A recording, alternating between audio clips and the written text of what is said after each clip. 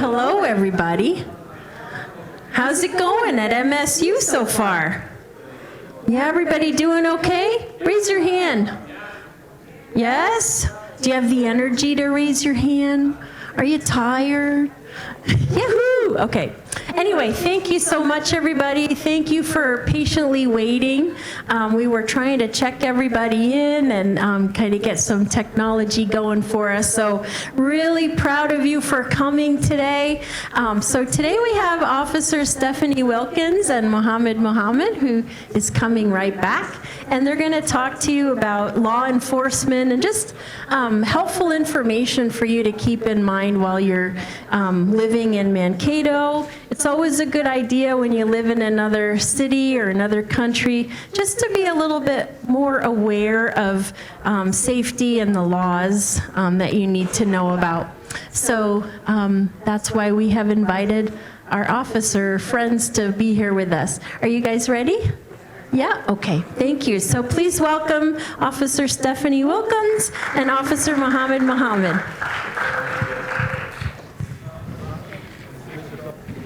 Hello everyone, Stephanie Wilkins, as you heard. I am your campus resource officer. I don't know if you guys have seen me around Multicultural Center or just CSU or wandering aimlessly the halls. But I am up here when I am working, usually 8 to 4, Monday through Friday. So if you were to happen to call security that would require a law enforcement response, I would hopefully be the one that responds and takes the report or talks to you about whatever issues you're having. I've been your school cop for about 4 years now. A lot of people had no clue I was even on campus, but I am. I don't have an office, so if you see me driving my squad car or parked out in the U-lot, just knock on my window and I can talk to you right there. I take walk-in appointments. You can call 911 if you want to talk to me. These are all jokes. Trying to be funny. No? Okay. Go ahead, Mohammed. Hello, everybody. I know we're sleepy. Hello, everybody. That's better than nothing. So my name is Mohammed. I work on the patrol, means on the streets, taking 911 calls, helping people. And when Stephanie's not working, we are the one who responds to 911 calls in this area. And we are here to help you out, because I remember, obviously you could tell from my accent that I wasn't born here. I'm like you, one day, about 16 years ago. Didn't know anything about the laws and everything until I went to school, you know, and that's when I learned. So hopefully I understand being in your shoes, and the reason we're spending some time with you guys to make sure you understand the laws of this country, especially the city of Mankato, okay?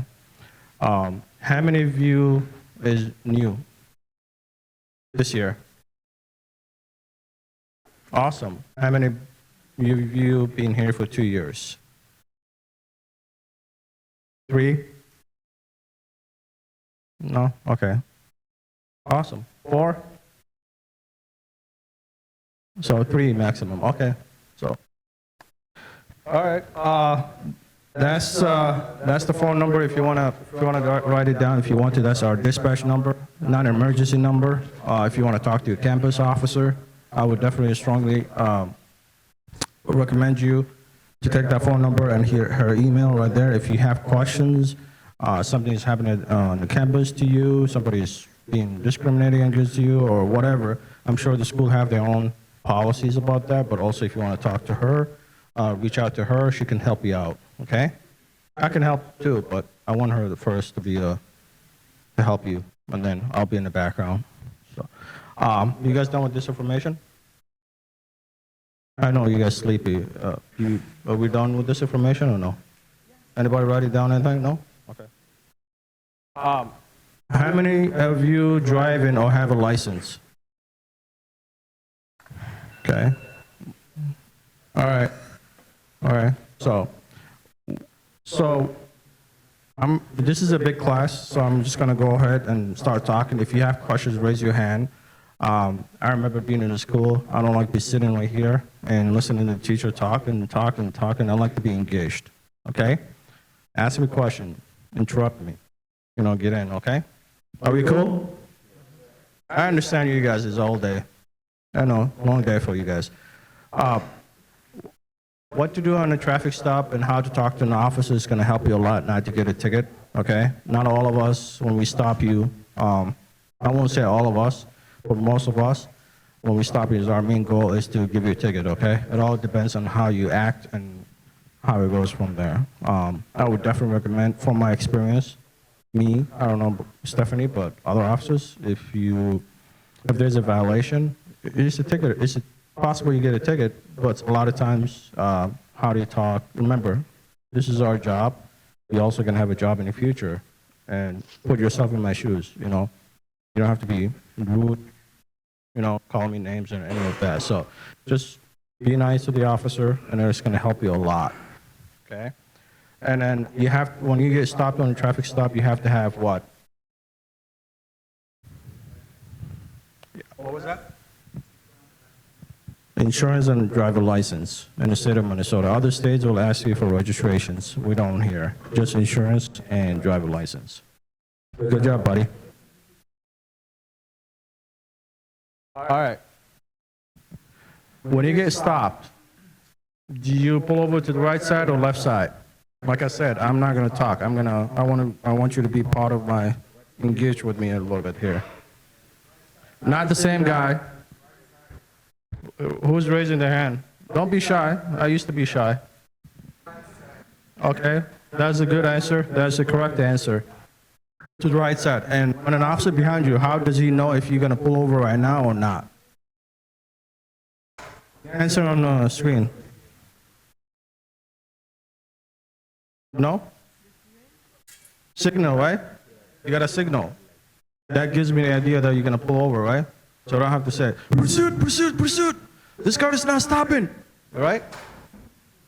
Nobody's laughing. I'm trying to be funny here. Come on, guys. And after you stop, make sure that once you stop, make sure that, you know, your hands on the steering wheel, okay? I've seen a lot of people start digging their pockets. I know they're trying to get their wallet, their driving license ready, insurance and all that stuff. I and most officers don't like that, okay? We'll come to you and we'll ask you what we want. Don't start digging stuff in the car and making all of a sudden movement. We don't like that because I don't know what your intention is. And most of us can't read people's minds, right? Can you read my mind right now? No? So it's a safety issue, okay? So remember that. And then, like I said, we'll ask for a driver's license proof of insurance. If you end up getting a citation, okay?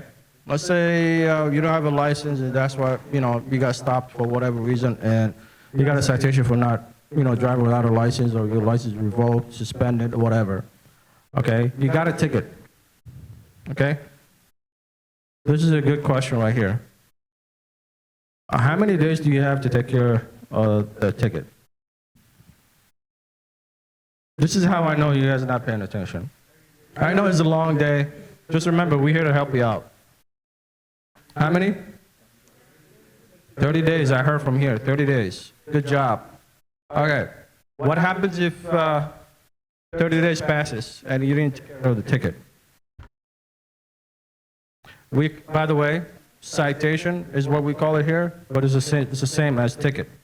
That's why I use ticket term, because that's how I knew it. Okay? When I came here, I learned that vocabulary. I'm still learning. I have a long list of vocabulary, you know, like ticket. Why don't we just call it ticket? Well, we call it citation here. All right, cool. So, what happens? So, when you get a ticket, you pay it if you agree with it. If you don't agree with it, you call the number on the back of the citation to set up a court date, right? If you don't do one of those two, what happens after 30 days? Come on, guys. I'm not gonna let you off the hook. You gotta answer. Not same people.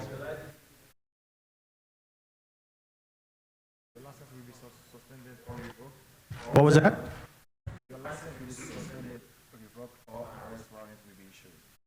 Sounds good. Did you get what he said?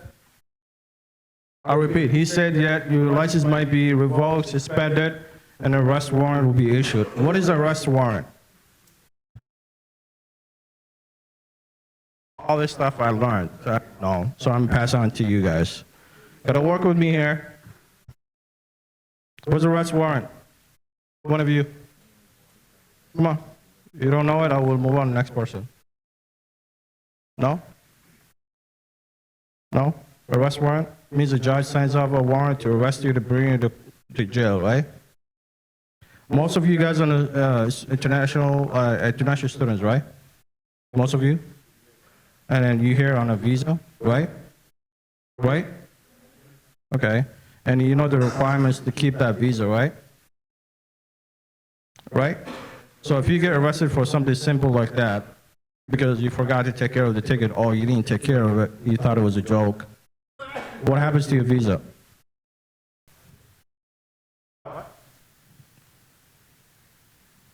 Over here, Mo. Oh, sorry? He's talking. What was that? Yeah. Did you guys hear that? Means you go home this summer, chilling out, and coming back next summer, and you say, oh, your visa is canceled. Okay? The reason why I'm mentioning this, I just want to make sure that you keep that in your head. Okay? And nothing's going to happen to me, nothing's going to happen to people that were born here or people that are citizen here. They get ticket, they get arrested, all that's fine. But some of you, whoever is here on a visa student, make sure you understand your visa requirements to stay here in the United States and to study. Okay? Don't destroy your education.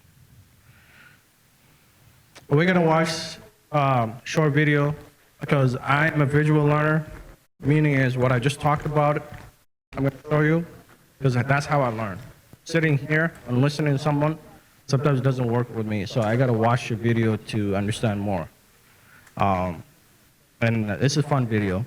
And I'm gonna ask some questions after that, so pay attention, please, so I know you're paying attention.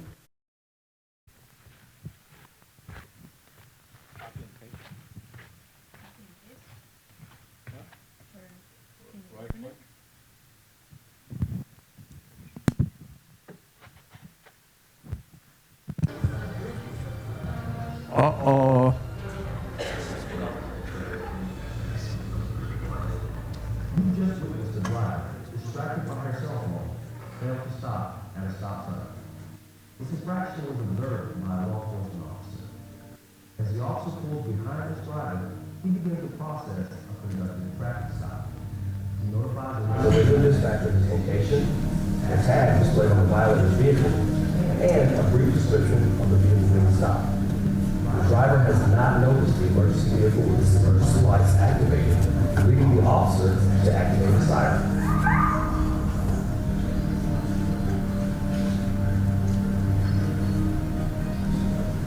Georgia law requires the driver to yield. I know you say Georgia, but this is my favorite video, so similar to me. But It's Minnesota. Georgia law allows a motorist to activate their hazard lights before driving to a safe, well-lit area.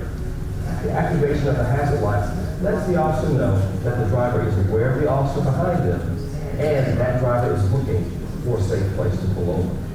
Should you be pulled over for a traffic violation by a law enforcement officer, doing the following may help minimize any tension or stress of the situation. 1, ensure the vehicle is in park. 2, That's very important because I want to say something. turn it down or off completely. 3, roll down your driver's side window. If you have tinted windows, and it is possible, roll down all of your windows to remove any obstruction to the officer's view. 4, place your hands on the steering wheel and wait for the officer. And 5, if it's dark outside, turn on your interior light. The officer will make his or her approach and identify him or herself and explain the reason for the traffic stop. Hey, I'm Officer Charles, Contact Police Department. There's no stopping you if you disregarded the stop sign back there. Do you have your driver's license with you? The officer will ask the driver for their driver's license. The driver should tell the officer where the driver's license is located, inside a purse, center console, glove box, or other location prior to retrieving it. This explains your movements prior to making it to the officer. Georgia law requires a driver to have their valid driver's license with them while operating a motor vehicle and provide it to an officer when requested. Same for Minnesota. Inside your vehicle, please notify the officers prior to retrieving the license. This informs the officer that a weapon is present. Just follow the officer's instructions on retrieving your driver's license. There are occasions that an officer may approach the driver from the passenger side of the vehicle. Don't be alarmed. This type of approach is generally based on traffic conditions or the location of the traffic stop. The officer may ask you to remain inside the vehicle during the traffic stop. Please follow the officer's instructions, as this is done for the safety of all parties present. The officer will return to the patrol vehicle. Generally, a driver's status or warrant check will be conducted while completing the traffic citation. The officer will return to your vehicle and explain the traffic citation. While issuing the citation, the officer will tell you that the signature is not an admission of guilt, but acceptance of the traffic citation and your assurance of the court summons. Located on the back of your citation is a phone number should you have any questions or concerns. If you'll use the tips we've outlined for you, you'll have a more pleasant and safer interaction when involved in the traffic stop. So what was the violation?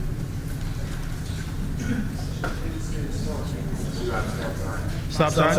Yep. Where I come from, when I grew up, we don't have stop signs.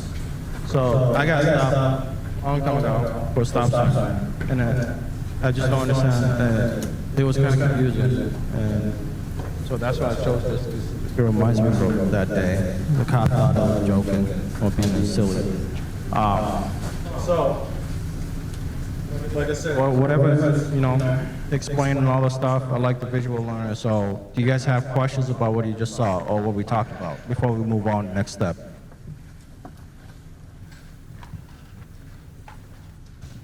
Any questions?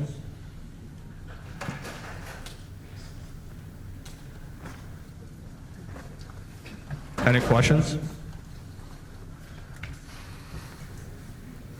No?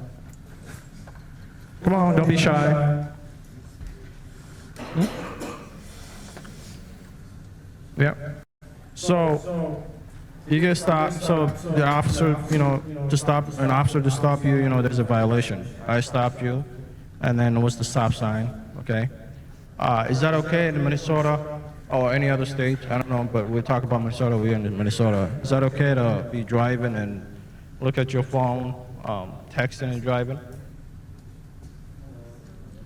No? Sounds good.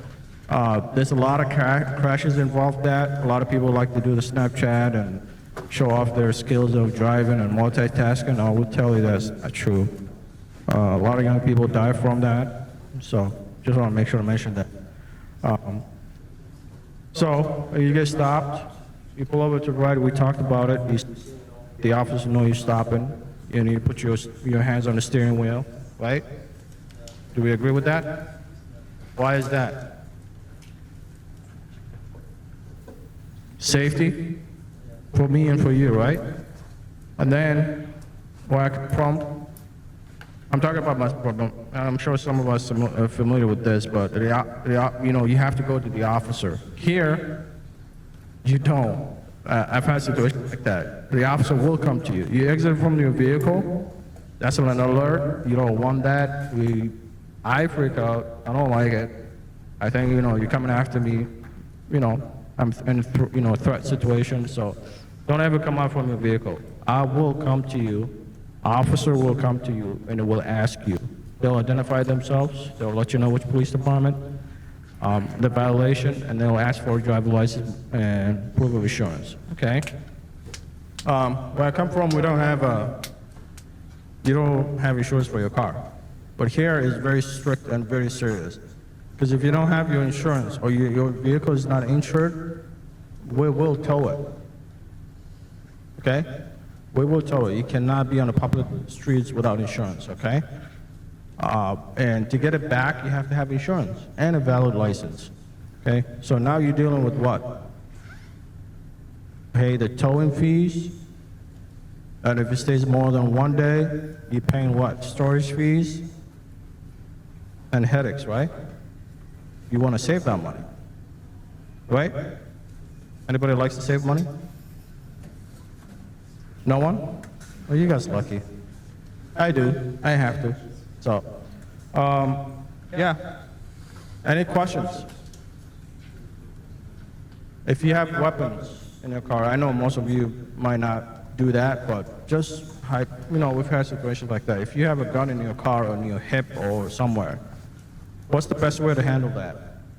For me and most officers, when we come to talk to you about your violation and we ask you for a driver's license, prove or show, if you have weapons in your car, it doesn't mean like you're a bad guy, because a lot of people have a license to carry. Sometimes I put my personal gun or something in a case. It's called a transport move or whatever. So I'll let the officer know there's a gun in the car, And when you let me know that, that tells me a little bit that you're friendly. You're a good person, Because a lot of times I want to go home, right? We want to go home, right? We got families, right? Sleepyheads. Come on. Say something. Don't be shy. Any questions? Traffic related. Do we want to add? Okay. Not yet. We talked about that. How many of you have a driver license from the state of Minnesota or other states? Raise your hand. Okay, international license? Okay. Did you guys get it from your back home before you came here? Or you got it from here? Back home? Okay. How long do you have before you switch to, can you drive with your international driver license forever? No? It expires what? Huh? 1 year? What about you? 2 years?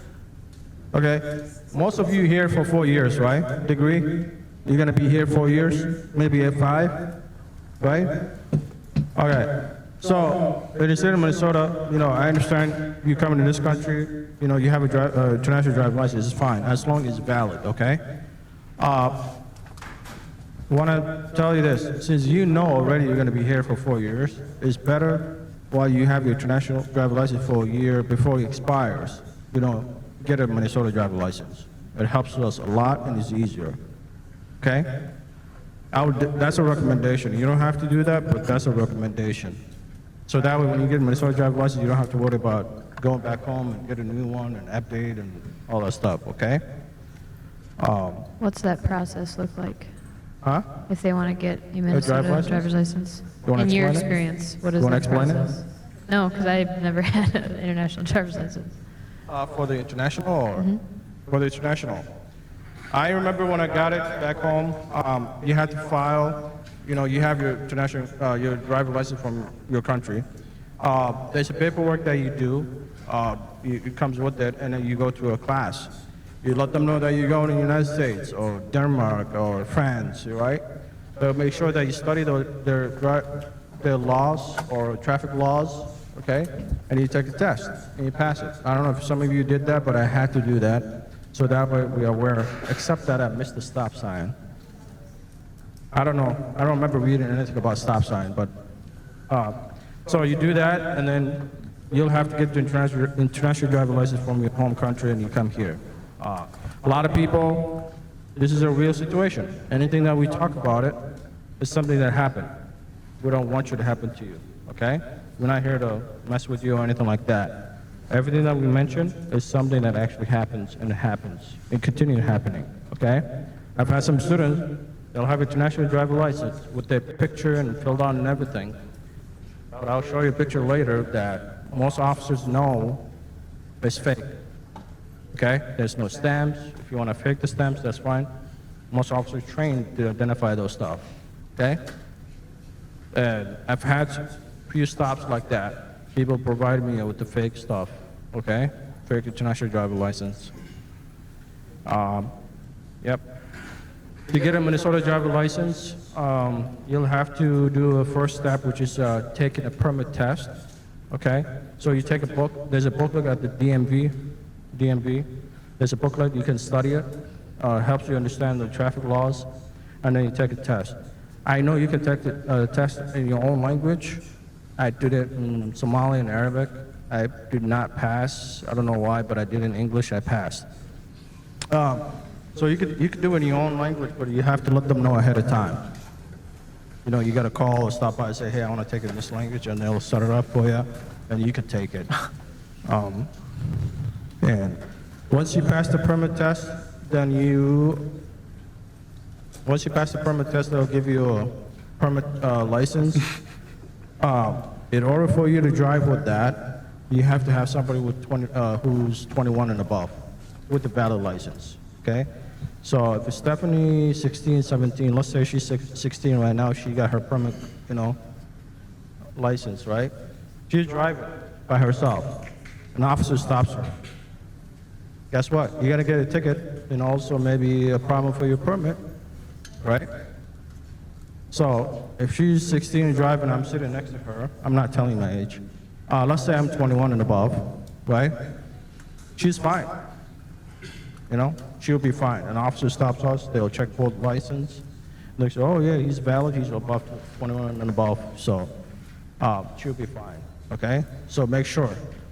The one question I have for you guys is, can you drive with your home country license in the United States? I'm gonna talk in Minnesota. Somebody raise their hand, not same people.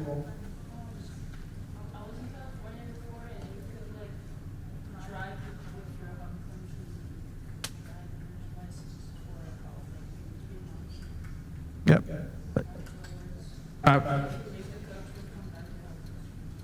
Okay. I've heard that, but let's say Minnesota.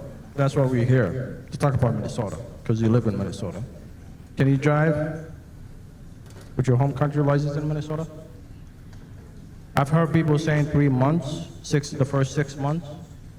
I don't know where that came from, but can you? Come on, don't be shy. Even if you're wrong, that's fine. That's what we're here to learn.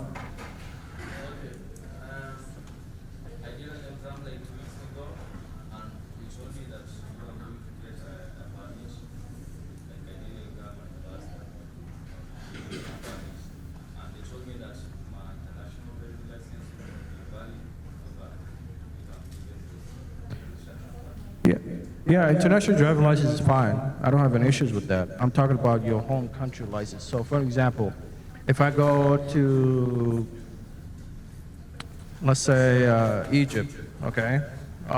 That's where I grew up, so I'm using that. If I go to Egypt, can I use my Minnesota driver's license to drive? Or your home country? Is that okay? Can I drive with Minnesota driver's license in your home country? No, right? The reason I'm being strict about this because I've had so many. I've come here, I've talked to a lot of different students, whether Middle Eastern, international, and I do mention this all the time, and they still do it. You cannot drive with your home driver license, your home country driver license in the United States, in Minnesota. I'm going to talk about Minnesota because some states have different rules, okay? You either have to have a valid Minnesota driver license or any other state driver license. International driver license is okay as long as it's from stamped, signed from your home country. Okay? Are we cool? Any questions? No? Almost done.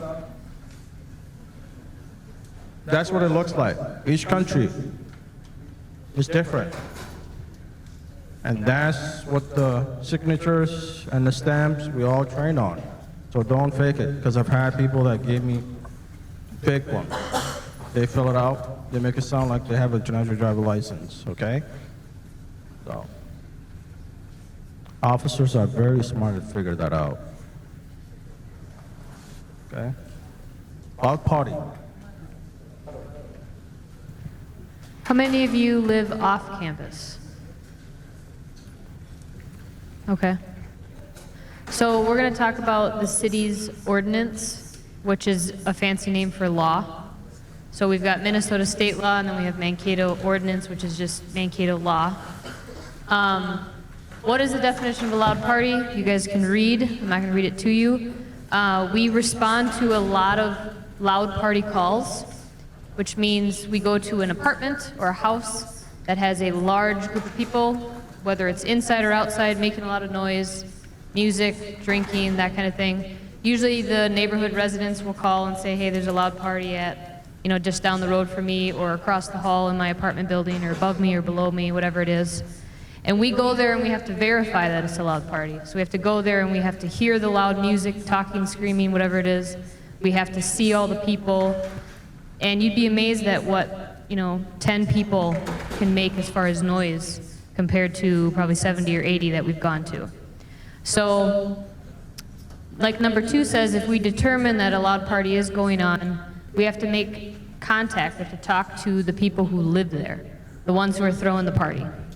And we talk to them and we explain to them why we're there, that we were called by a neighbor or something, that you guys are having a loud party and it's disturbing the apartment building or disturbing the block, wherever you guys live. And if we think that there's underage drinking going on, then we process that party. And that means everyone has to show identification before they can leave. And if you're under 21, you have to blow into a breathalyzer. Does everybody know what a breathalyzer is? You blow into, like the movies, the straw, and it tells you what your blood alcohol concentration is. So if you're under 21, we have you blow into that. If you hadn't been drinking, you get to go. If you have been drinking, then you get a ticket for underage drinking, underage consumption. That's how we process the party. We do that one person at a time. There's a lot of us that show up because it takes a long time. And then at the very end, we talk to those tenants again. And if there was underage drinking going on, you get cited with another city law or ordinance, and that's called social host. Does anyone know what the social host ordinance is? Okay. So social host means, very simply, that you as a tenant, the renter of that apartment or that house, provided a place for underage drinking to happen. So you invited your underage friends and said, let's party and let's drink at my house or my apartment. And if we verify that that's what's going on, you get cited with that city ordinance, which is called social host. And that's not a call and pay your ticket. You actually have to go before a judge on that one, which a lot of people know, but that's one, like if you get an underage ticket for drinking, you can just pay that online or over the phone. You call the number on the back of the ticket. But if you get cited for social host, you actually have to go to the courthouse in front of a judge and explain to them what happened and why you were cited with this. And you also get additional fees from your landlord, your management of your apartment or your house that owns. If you get a social host, you get a strike on your apartment, which means there's even more fines and fees from your landlord, and you get fines and fees from the city. So you don't want to throw a party. I tell everyone to just go to your friend's house. Don't invite people over, because you don't want a social host. You don't want to have to deal with that headache and that strike and everything. If you get a second, like number 3 says, if you get a second social host, so if you throw another party, you didn't for some reason learn your lesson, and we come again and we process it, and you get a social host, you get a strike, then you could potentially be evicted out of your apartment. Each lease, I recommend you read your lease. Each landlord management office has different rules. Some don't even allow 1 strike. Some evict you after 1 strike. Some let you have 1, but if you get 2, then you're evicted. It's all different on where you live, who you have for management. But other than that, dealing with your landlord, then you have to deal with the police department again. You have to come down to our station and have what we call a problem-solving conference, which means you meet with our supervisors and we say, why did you throw another party? Why does this keep happening? What aren't you understanding? So we just basically, it's almost like a lecture. We talk to you again and try to prevent it from happening a 3rd time, because if it happens a 3rd time, then your landlord can't rent out that house or that apartment for a year. And obviously they don't want that to happen. So a lot of the times they only let you get 1 strike, if they let you get 1 strike, and then you're booted out, you're kicked out, evicted. Does anyone have questions about that? And the strikes don't just happen with loud parties either. If you have somebody fighting and there's a disturbance, what we call a disturbance there, and we show up and we say, yeah, there's 4 people fighting in this house or this apartment, we can give you a strike for that too. Drugs in the apartment, all of this stuff goes against you as a tenant if it happens in your place. Any questions with that? Yes? Is there a certain amount that students would need to pay if they either have a loud party or they have someone underage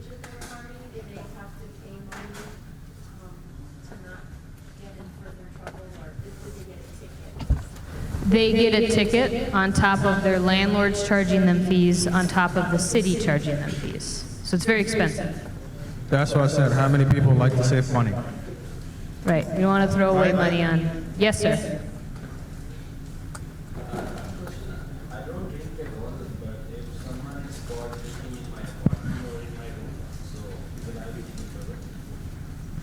That depends on the situation. So if you have roommates, let's say invited 2 or 3 people over for some reason, showed up and verified, yeah, we've got 2 people that were underage drinking, but you weren't really involved, we would probably put you on the report as a tenant. You live there, but then it comes down to talking to the judge and talking to the city and going, they're not my friends. I was in my bedroom the whole time, you know, that kind of thing. There's things you can work out one-on-one where you wouldn't get in trouble for that. However, management, your landlord works on a different level. They may hold everyone accountable even if you weren't involved. We try to use some discretion, try to go, okay, yeah, he really wasn't involved, you know, that kind of thing. It's really just your 2 roommates that cause the issue. Because we get a lot of that happening with loud parties where one roommate won't even be home or claiming to be upstairs sleeping when there's a party going on downstairs. If we can verify that at the time, they usually, on law enforcement, don't get in trouble. But they may still get in trouble through management, if that makes sense. Okay. A lot of times I want to add a couple things that if you're going to have a small gathering with your friends, okay, of course, if you're under 21, don't be drinking. But if you're going to have some people, talk to your neighbor, you know, your next neighbor apartment. Hey, this is my phone number. And I'm sure by a month or 2 months later, you guys going to get to know each other. If you don't, I would definitely recommend you, if you're a party person, talk to your neighbor. Say, hey, you know, if I'm, you know, music is too loud, we're too loud. I'm too loud in my apartment. You know, I speak really loud. You know, my friends and hang out and all, so it's really loud. Those walls are really thin, okay? Anything that you say, people can hear you. So talk to your neighbor, give them your phone number, get to know them. Say, if, you know, if ever get really loud or anything like that, give me a call, and I'll make sure that it gets, you know, because your neighbors are the one who calls. Because some of them have work in the morning, some of them have to study for a test, right? So what happens if you get kicked out of the apartment or the house, and you try to rent another apartment?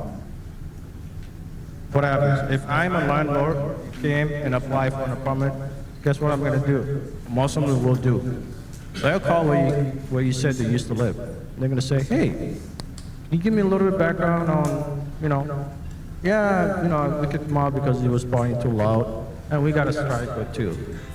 That's the reason why we kicked him out. Do you think I'm going to want the same thing in my apartment? Come on, guys. This is a question. Do you think I want the same thing in my apartment? No, so I'm going to deny you, right? So now you what? Are you going to be homeless? Are you going to sleep on the street, study on the streets? Right? Or you're not going to find a place to rent. So think about that. Okay? Because it happens a lot. Any questions?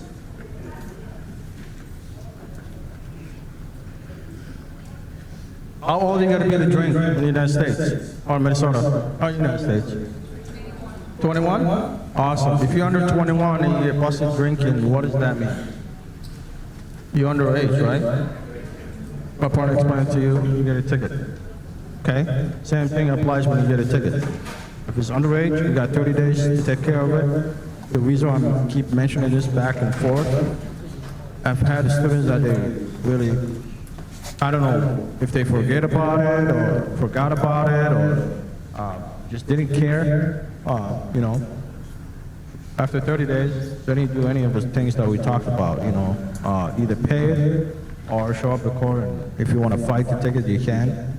Okay, that's the beauty thing about this country. You can always go to court and say, you know what, I was given this ticket wrongfully.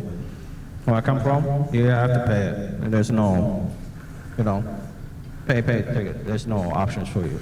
Okay? So, anyone familiar with DWI, drinking while driving? Driving while intoxicated. Driving while intoxicated, sorry, I like the other way. Driving while intoxicated, thank you, partner. No? Is that okay to drink and drive? Okay. What about, what's the legal limit? There's a number, magic number. What's the legal limit? 0.08, right? 0.08. If I drink and I'm like driving, weaving, stopping, going too fast, and Don't have Stephanie headlights behind on? you. Huh? Don't have headlights on? Yeah, you don't have your headlights on. You have your windshield wipers going and it's not raining? Yep. You acting weird because you do weird stuff. It doesn't make sense, right? Or you hit a pool, a tree, like it happened last night, and some other stuff. Stephanie would be behind you, observing all that, right?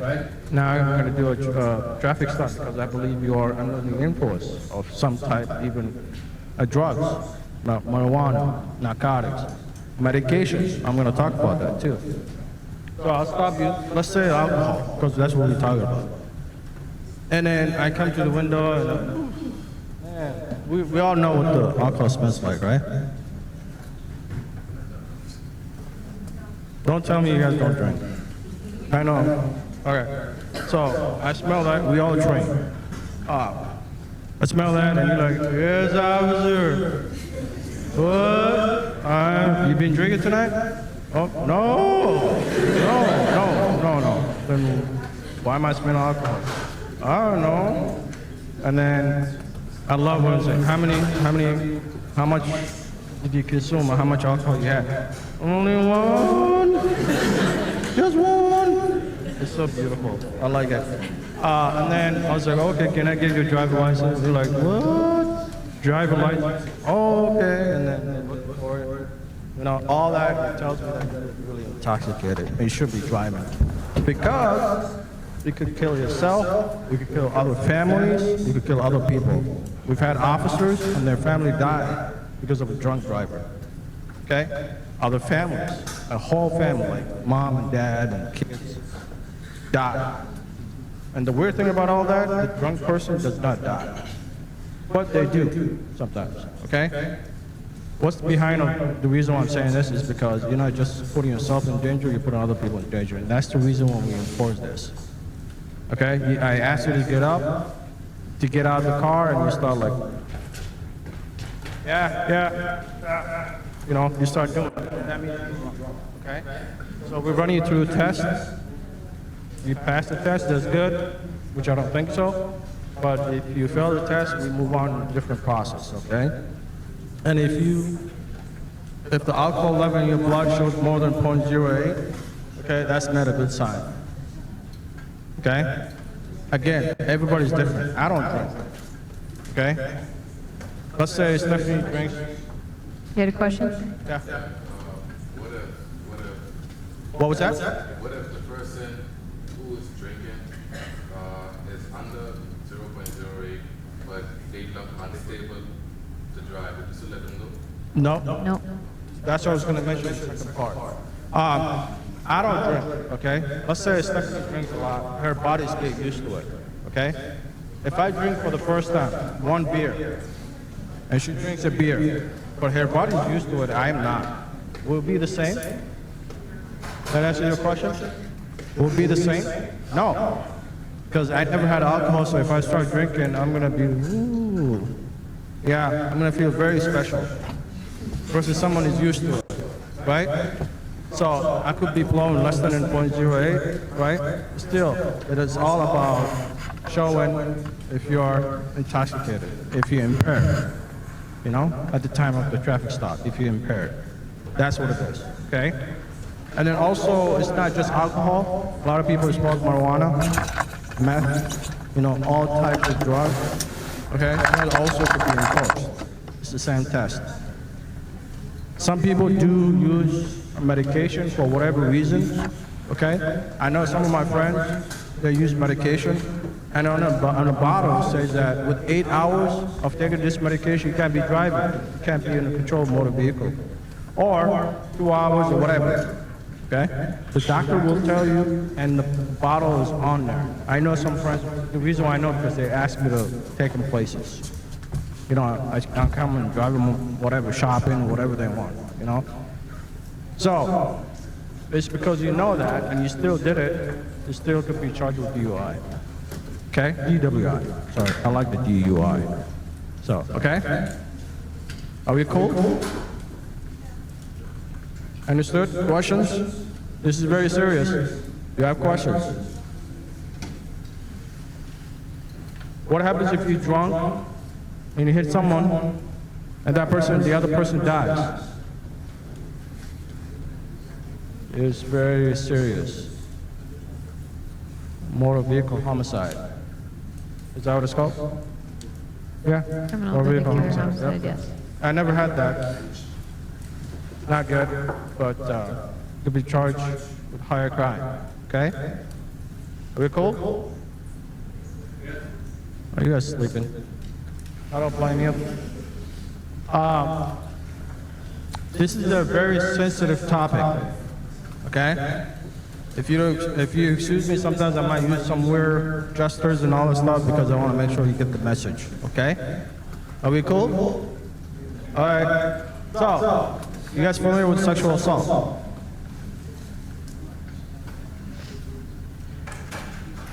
If I'm 18 years old, or let's say not 18, but if I'm 25 years old and she's 16, okay, and she's okay with it, we had fun, we had sex, she's okay with it, you know, we cool, right? Her parents finds out, or somebody finds out, or somebody knows something, and they call the police, okay? What could happen to me? Oh, I like that. She's with me. She's on the same page. So also you all are, because this happened. Some of my cases were international students. Okay, and the reasoning was I didn't know, and that's the reason why we're here. Right? So that's not okay. And if you found guilty, you'll be charged with sexual assault. You know, whatever the level is. And also you have to register yourself as a sex offender. Okay? That's not a good sign. Okay? You have to report to someone every time you change your phone number, your name, or your address. You know, you get a car or you do anything. You are not gonna like it. Okay? There's different degrees of sexual assault. It's not just having sex. It's also touching. Unwanted touching is sexual assault. It's just a lower degree. When you're forcing someone to have sex with you, that's sex assault or criminal. I don't know, it's a long title. It's the first degree. When you're slapping someone on the butt or grabbing them in places that you shouldn't be, that is like 4th degree or 5th degree. So it's a lower level, but it's still sexual assault. So what we have on the screen here, no means no. If they're telling you to stop, don't touch me, stop and don't touch them. A lot of our sexual assault cases involve alcohol or narcotics. So if you're impaired and that person is impaired, just abstain from any sexual contact, because we've had a lot of cases where two people are intoxicated, they come home from a party together and they have sex. But then the next morning, one of those persons didn't want to have sex and realized that they made a huge mistake and didn't feel like they were in the right state of mind to give consent at the time that they had sex. So then they call the police and say, this is what happened. I was really, really drunk, or I was really, really high on something, whatever it was. I don't feel like I was in the right state of mind to be able to give consent to have sex with that person. And we've had people charged and convicted of sexual assault in the 1st degree for having sex with someone who was not in the right state of mind to give consent. So it's a very sensitive topic, and it's a very serious topic, and we want you guys to be aware of the potential for getting spoken to about this, maybe after a party or a fun night. You have to be aware of you and your partner, and make sure, yeah, consent goes both ways, but make sure you guys are in the right state of mind to be giving that consent in the first place. Does that make sense? Obviously, we're not going to sleep with anyone that's under 18 years of age, right? I hope so. Are you guys awake? We're not going to pay anyone to have sex with.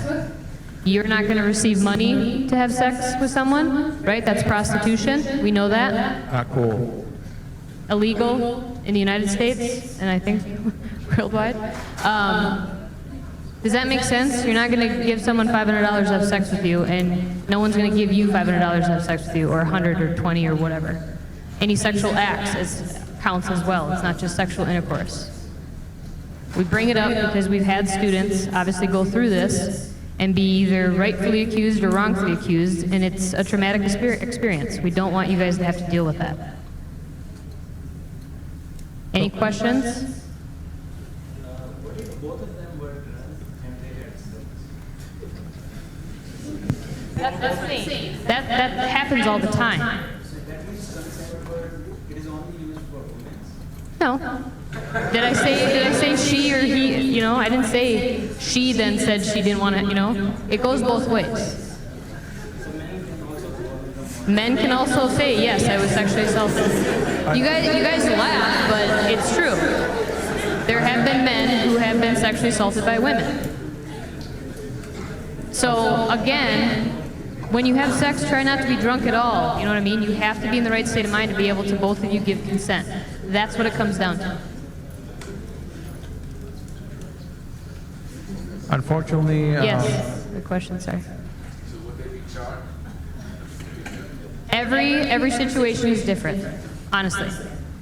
It depends on, you know, where you were. Are there any witnesses? Was there alcohol on board? Was it narcotics? A lot of the times it comes down to one person's word against the other person's word, and we don't have any witnesses to it. We don't have any, a lot of the times it gets reported days, if not weeks after. So we don't know what their alcohol level was. We don't have their blood to see what was in their system at the time. We don't have a crime scene because it happened in the backseat of a car or an apartment bedroom that the sheets have already been washed on the bed. So a lot of the times it comes down to talking to the victim and then talking to the suspect. And sometimes, yeah, we do end up charging out depending on the situation. All of them are different. Not one of them is the same. and sometimes it works. Judges and juries find that person guilty, okay? We always talk about females when it comes to sexual assault. The reason why, because it's higher rate. Some females will come and talk about it and report it, or their friends will. Guys usually don't, because, you know, that got that manhood. I'm not going to be a victim. I'm not going to report this. But also females do, some females don't report it. But, you know, it takes a lot of courage to come to the police station and report it. But it does happen. Majority of it is females, and that's the reason I use she all the time, because men sometimes don't want to report it. But it does happen, and it happened. Guys will come and report it too, okay? The one thing I want to mention is, like, let's say you guys, bottom line, my recommendation to you is that don't have sex while you're drunk, okay? It's the same thing. Don't be driving while, you know, don't be under the influence of alcohol and driving. It's the same thing, you know, don't have sex while you're drunk, right? That's my recommendation to you.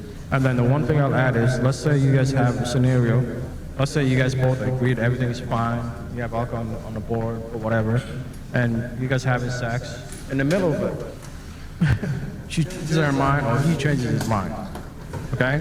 I'm gonna use that to she, okay? Because there's a case that happened. She changed her mind in the middle of it, okay? And the guys are, I'm almost there, come on, don't do this to me. And she's telling him, no, I changed my mind. It kind of sucks, I know that because I'm a guy, you know, it sucks. But she said no, and I was like, no, almost there, and continued. Was that sexual assault? Why? Because she said no, or he said no, okay? As simple as that. Everything was fine at the beginning, until she changed her mind, or he changed his mind, because for whatever reason, okay? It happens. It sucks, but it happens, okay? So be aware of that. And this is very serious. It happens to international students. A lot of them use the excuse that I didn't know because I wasn't born here and all that stuff. That's the reason why we're here, to help you out understand that, okay? But law doesn't know, I don't know, okay? Some international students got arrested, was charged, and after they finished their sentence, they were let go back to their country, okay? That's not okay. That's not, I don't like that. Neither do you, right? Okay? If you don't have questions, we'll move to the next one. Oh, and there's one thing that I forgot, fraud. Yeah. I didn't add the fraud, not fraud, the fraud. You guys familiar with that? Fraud. No? You know, Scams? commercials, they say, calling about fraud. You guys know and other things. scams, tricks, that kind of thing? Have you guys, being MSU students, have you received any emails about like job offers? Yeah. So I deal with a lot of students with different scams that are going on. One of them is through your email accounts where you'll get an email saying, hey, I have this great job offer. You know, all you have to do is very little work, but I'll pay you by check in the mail every so often. And I don't know if with you guys in your experience, but we've had students who've received an actual check in the mail, and they're instructed to go to their bank and deposit it.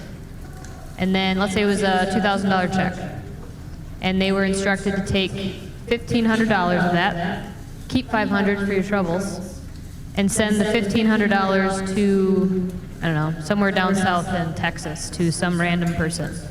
And we've had students do that because they're thinking that they're working for someone and getting paid legitimately, and they send that money off through Western Union at Walmart.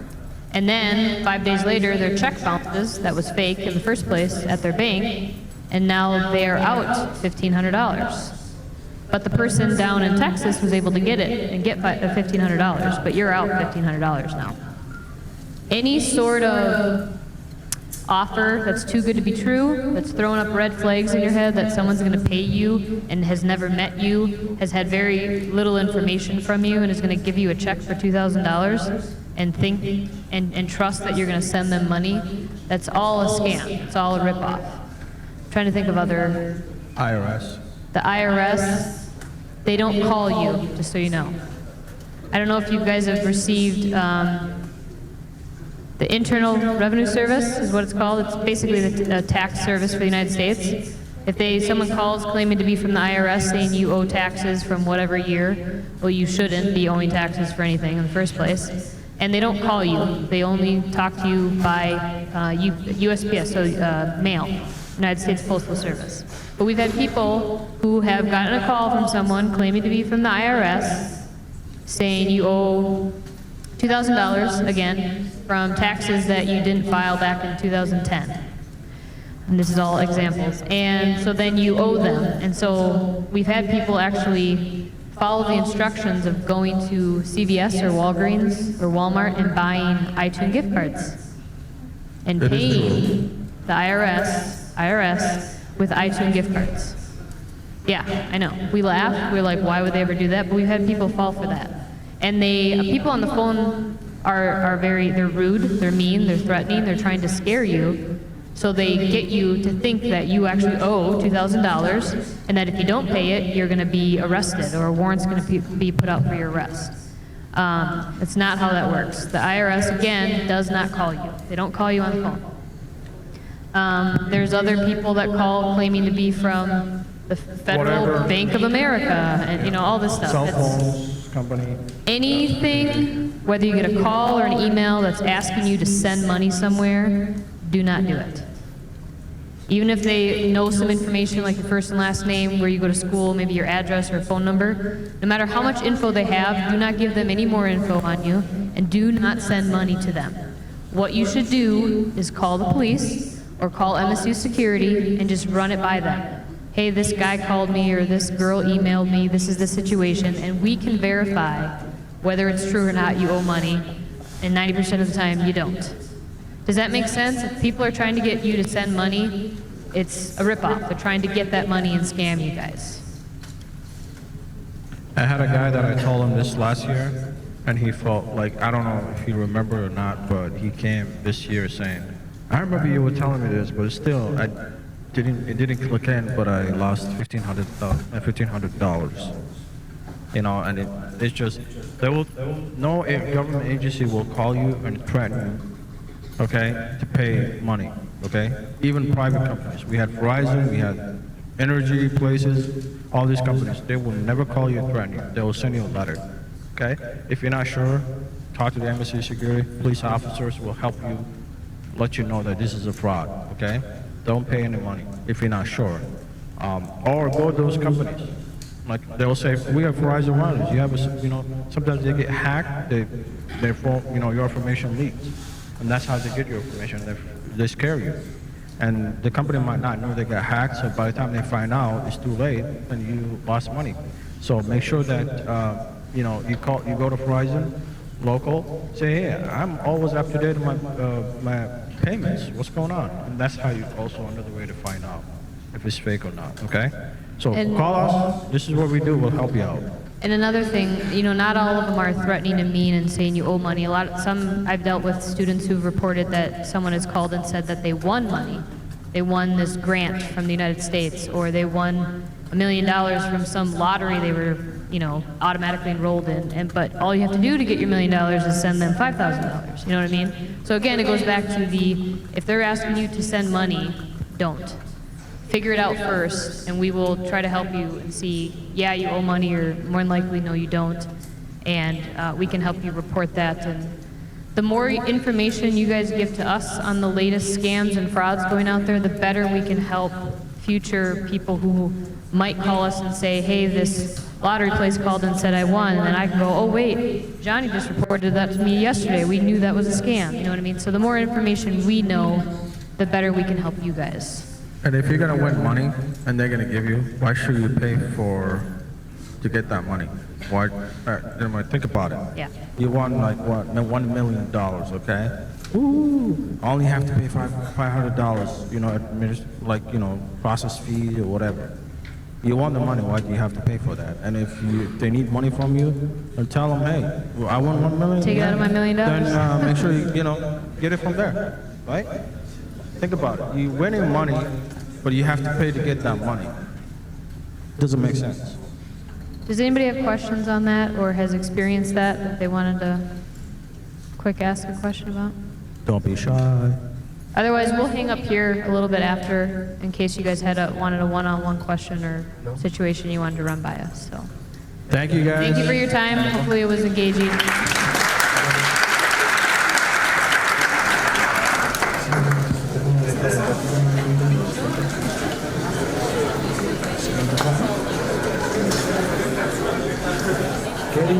Ya sacó.